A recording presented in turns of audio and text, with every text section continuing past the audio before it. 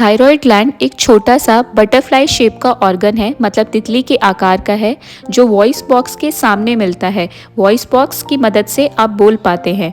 यह thyroid hormone T3 और T4 बनाता है, जो एक केमिकल मैसेंजर बनके खून में होके कोशिकाओं तक जाता है और टिश्यू तक जाता है।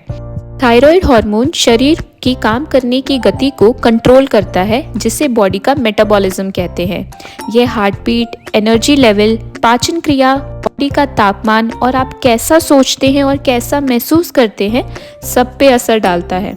यह छोटा सा ग्लैंड हमारे शरीर कैसा काम करेगा उस पर गहरा प्रभाव डालता है। ब्रेन लगातार थायराइड हार्मोन को खून में चेक करता रहता है।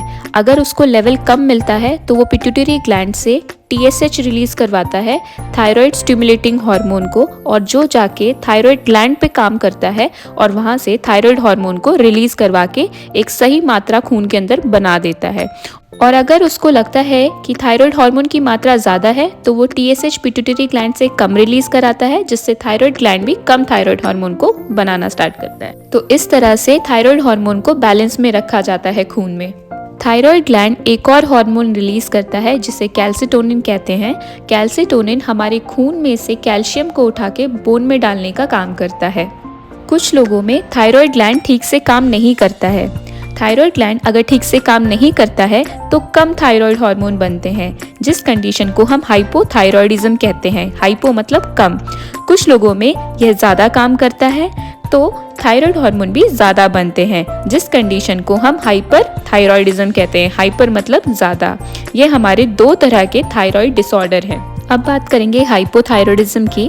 हाइपोथायराइडिज्म में शरीर का मेटाबॉलिज्म स्लो पड़ जाता है, जिसकी वजह से हमें टायर्डनेस मतलब थकान महसूस होना, वजन बढ़ना, ठंड लगना, कब्ज, याददाश्त की दिक्कत, एकाग्रता में कमी होना जैसे लक्षण देखने को मिलते हैं। और यही दूसरी तरफ हाइपरथायराइडिज्म में मेटाबॉलिज्म फास्ट हो जाता है, मतलब तेज़ हो जाता है, जिसकी वजह से दिल की धड़कन तेज़ होना, वज़न कम होना, पसीना आना और शेकी हैंड्स, डायरिया, प्यास लगना, खुजली जैसे लक्षण देखने को मिलते हैं। यह लक्षण भले ही इतने सारे हैं, पर इसका यह मतलब नहीं है कि आपको सारे लक्षण देखने को मिलेंगे मरीज में। कुछ लक्षण हो सकता है कि उपस्थित हो और कुछ आपको कंफ्यूज कर सकते हैं कि ये कहीं दूसरी बीमारी के लक्षण तो नहीं। कुछ लोगों के लक्षण बहुत कम या दिखाई ही नहीं देंगे और कुछ लोगों में इतने लक्षण दिखाई देंगे कि उनकी रोज़मर्रा की ज़िंदगी प्रभावित हो जाएगी। थायराइड डिसऑर्डर के लक्षण उनके कारणों पर भी निर्भर करते हैं। लक्षण जल्दी भी आ सकते हैं, कुछ दिनों में भी आ सकते हैं, कुछ महीने या सालों में भी आ सकते हैं। थायराइड डिसऑर्डर के और भी प्रकार होते हैं, जैसे कि थायराइड ग्लैंड में सूजन आ जाती है, जिसे हम गॉइटर कहते हैं। गांठ पड़ सकती है थायराइड ग्लैंड में। आँखों की समस्या भी हो सकती है, जैसे कि आँखें एकदम उभर के बाहर आ जाती है, जो हाइपरथायराइडिज्म में देखने को मिलती है। अनियंत्रित थायराइड हार्मोन के वजह से गर्भ धारण करने में भी दिक्कत हो जाती है और ज़्यादा समय तक दिक्कत चले तो दिल की बीमारी भी हो सकती है। इसलिए ज़रूरी है कि इसकी जांच करवाएं, भले ही लक्षण कम क्यों ना हो। ब्लड सैंपलिंग से थायराइड हार्मोन की मात्रा को चेक करके थायराइड की समस्या का पता किया जा सकता है और कभी कभार बीमारी के क्या लक्षण हमें देखने को मिल रहे हैं उससे भी पता किया जा सकता है।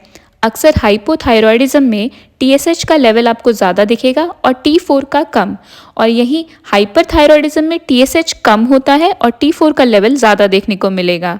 और बीमारी के हिसाब से और भी जांचें कराई जा सकती हैं, जैसे कि थायराइड स्कैन और बायोप्सी, ताकि बीमारी के पीछे का कारण पता चल सके।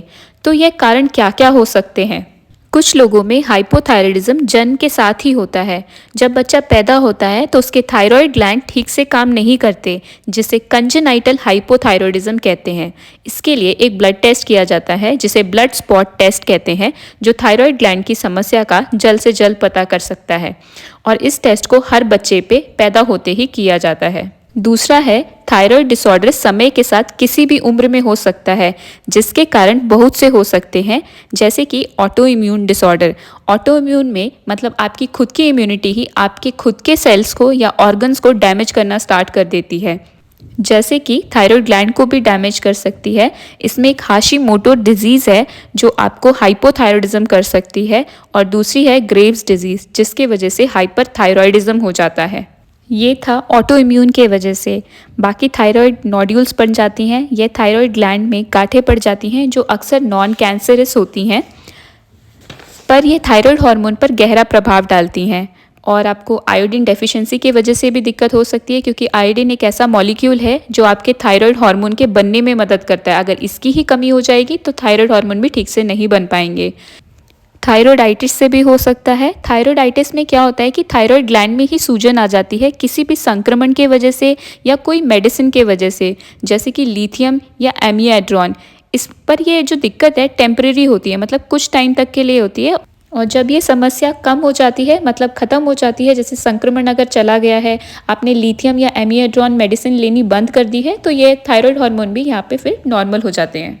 थायराइड डिसऑर्डर आपके पिट्यूटरी ग्लैंड में अगर कोई दिक्कत है तो भी हो सकता है, क्योंकि पिट्यूटरी ग्लैंड से ही TSH बनता है, तो उसका लेवल वहाँ पे अफेक्ट होगा। और अगर आपको थायराइड का कोई ट्रीटमेंट चल रहा है तो उसके साइड इफ़ेक्ट्स में भी थायराइड डिसऑर्डर हो सकता है। अब बात करेंगे ट्रीटमेंट की। तो कैसे थायराइड की समस्या को सही करें? मुख्य उद्देश्य तो यही है थायराइड डिसऑर्डर के उपचार का कि सही मात्रा बनी रहे थायराइड हार्मोन की खून में। अगर मात्रा कम है, मतलब हाइपोथायरॉयडिज्म है, तो सिंथेटिक थायराइड हार्मोन की दवाइयाँ चलाई जाती हैं जिससे कि थायराइड हार्मोन नॉर्मल हो सके खून में। अगर मात्रा ज़्यादा है, मतलब हाइपरथायरॉयडिज्म है, तो एंटी थायराइड मेडिकेशन दी जाती है जो जाके थायराइड ग्लैंड पे काम करती हैं और थायराइड हार्मोन का प्रोडक्शन यानी उसका बनना ही कम कर देती है। दवाइयों के अलावा भी हाइपरथायरॉयडिज्म का उपचार है, जैसे कि रेडियो आयोडीन कैप्सूल दी जाती है जो जाके थायराइड टिश्यू को टारगेट करती है और थायराइड हार्मोन का बनना कम कर देती है। और सर्जरी भी कराई जा सकती है जिसमें हम कुछ भाग थायराइड ग्लैंड का काट के निकाल देते हैं ताकि थायराइड हार्मोन कम बने। आप दवाई ले रहे हो या उसकी ज़रूरत अभी नहीं है, फिर भी ये ज़रूरी है कि नियमित तौर पे ब्लड टेस्ट करवा के डॉक्टर को दिखाया जाए ताकि थायराइड फंक्शन का पता चल सके और उस हिसाब से आपकी दवाई की डोज भी डिसाइड हो सके कि थायराइड हार्मोन का क्या लेवल चल रहा है ब्लड में।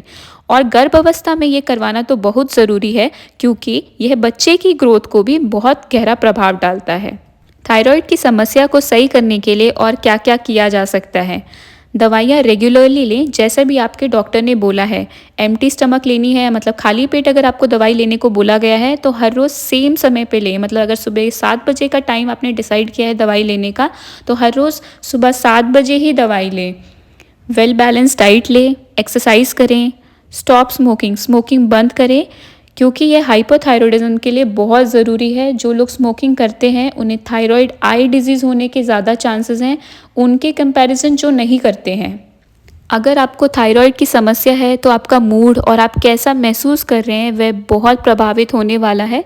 इसके बारे में आप अपने डॉक्टर, आपके फ्रेंड्स और आपकी फैमिली को ज़रूर बताएं ताकि वो आपको मदद कर सके। यह ज़िंदगी भर की समस्या रह सकती है, पर दवाई के साथ इसे सही किया जा सकता है। ज़्यादातर लोग जिन्हें भी थायराइड ग्लैंड की डिसऑर्डर होती है वह अपनी एक नॉर्मल लाइफ जीते हैं। तो अगर आपको थायराइड ग्लैंड की समस्या है तो डरने की ज़रूरत नहीं है। और यह वीडियो अगर आपको अच्छी लगी है तो ज़्यादा से ज़्यादा लोगों में शेयर करें और हमारे चैनल को सब्सक्राइब करें। Thank you.